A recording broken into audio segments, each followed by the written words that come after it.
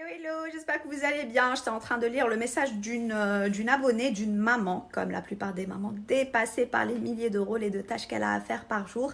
Et je voulais partager avec vous une leçon que j'ai apprise et qui m'a vraiment changé ma manière de voir les choses et qui m'a permise à être beaucoup plus heureuse au quotidien. Même si les choses ne se passent pas comme je veux, même si je n'arrive pas toujours à accomplir les choses que j'ai envie d'accomplir, je reste à apprécier le moment présent.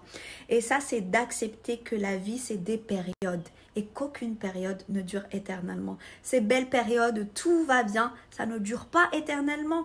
Et il ne faut pas faire cette bêtise de rester raccroché comme ça, accroché au passé et de comparer toujours, ah oui, ce n'est plus comme avant. Et du coup, ça vous donne cette sensation de mal-être et de tristesse.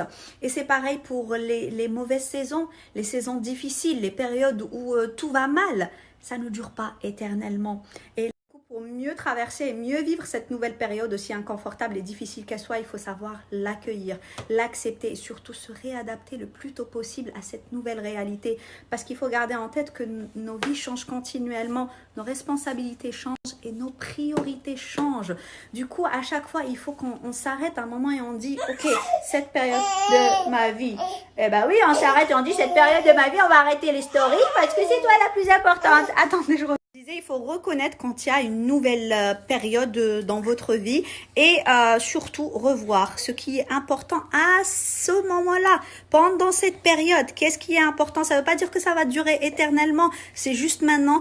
Et pour se sentir heureux et équilibré, voilà, ça ne durera pas éternellement ça. Pour se sentir heureux, il faut qu'on concentre, il faut qu'on se concentre sur ce qui est important parce que c'est ça qui va nous apporter du bien-être. Pour se sentir heureux et équilibré, voilà, ça ne durera pas éternellement ça.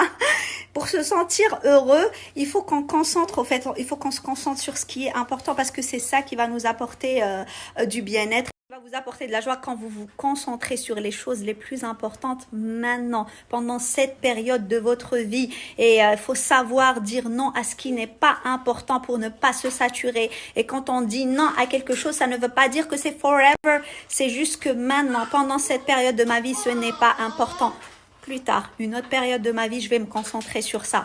Pareil pour moi, ce qui était important pour moi avec 2 enfants, ce n'est plus la même chose avec 3 enfants. Avant, pour moi, c'était important de garder une maison nickel parce que je bossais de la maison, je voulais me concentrer, je voulais pas de distraction.